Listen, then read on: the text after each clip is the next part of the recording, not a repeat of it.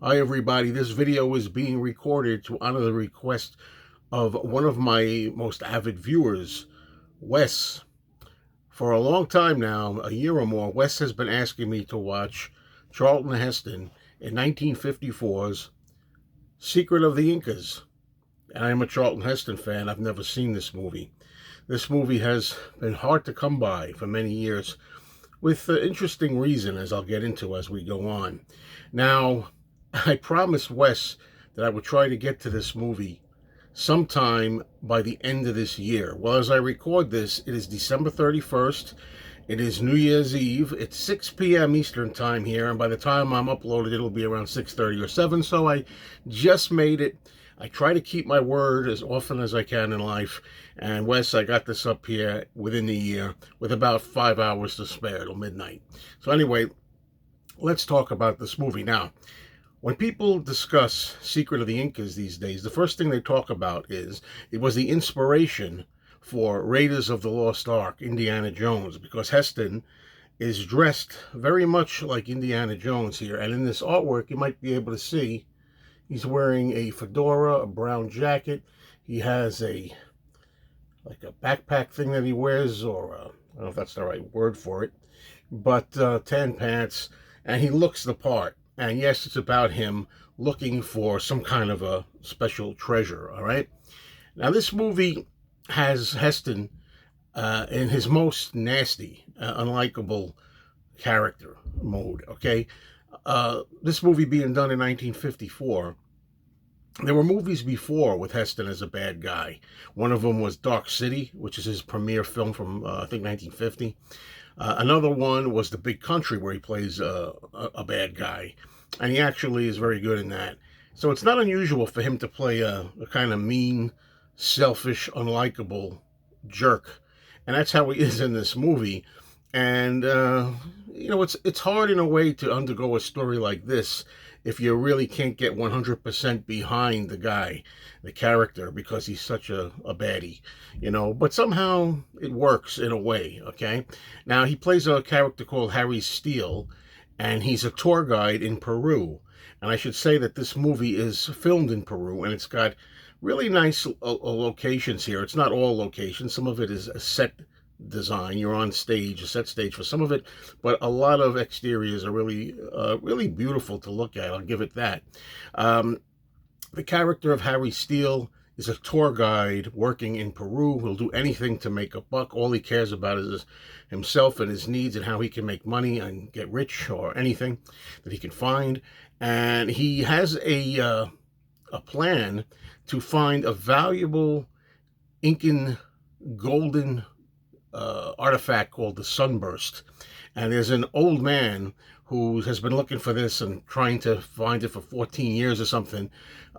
He's a character called Ed Morgan. He's played by Thomas Mitchell, and the two of them are kind of in competition. And I got to say, one of the things that I did enjoy about the movie was watching these two guys spar back and forth and deride each other.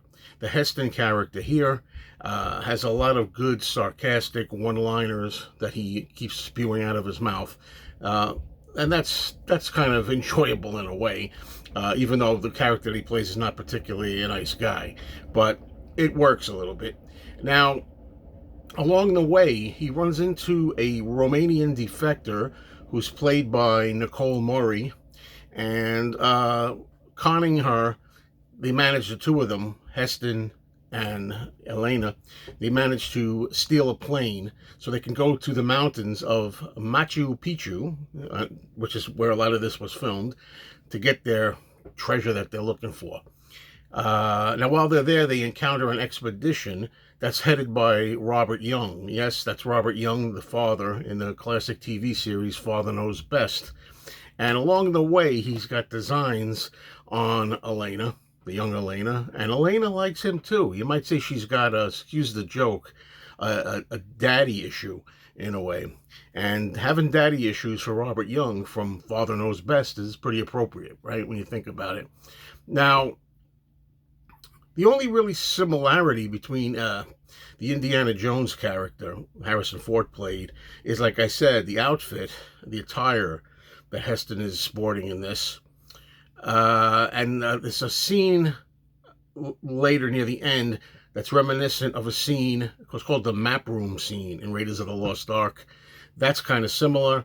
But, if you're watching this movie expecting it to be a wild ride with a lot of swashbuckling action and crazy death-defying feats and non-stop craziness, that's not what you're getting here. This is a 1954 laid-back movie, much more tame than Raiders.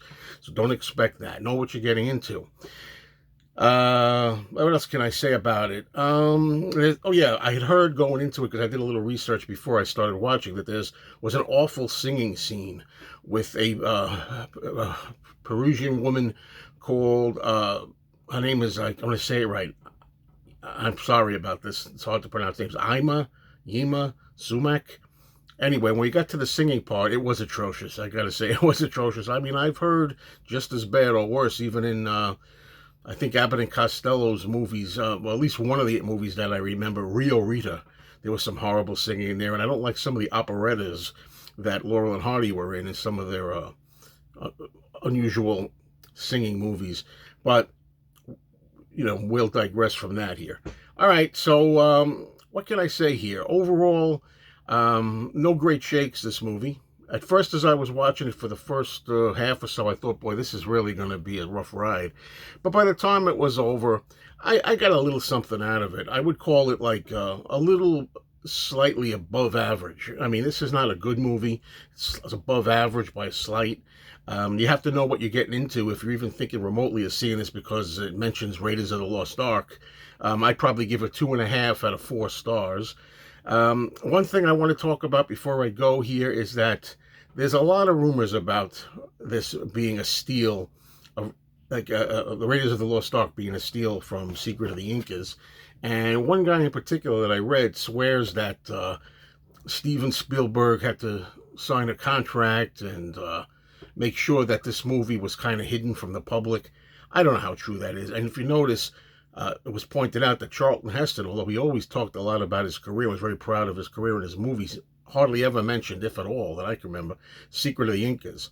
The only thing he said is he made a movie once where there was a high altitude that was tough to work in, to breathe in, and that's the most he ever said about it. It's almost like everybody was like contracted, supposedly, allegedly, not to mention this movie, to keep this from public circulation, because it hadn't been available. It's very hard to see one of Heston's most obscure movies for a while. Now it's available easily on Blu-ray, but I don't know if I believe that. I don't know if there was this big, scandal, or this big concerted effort to keep this hidden from the public. I don't know if I believe it.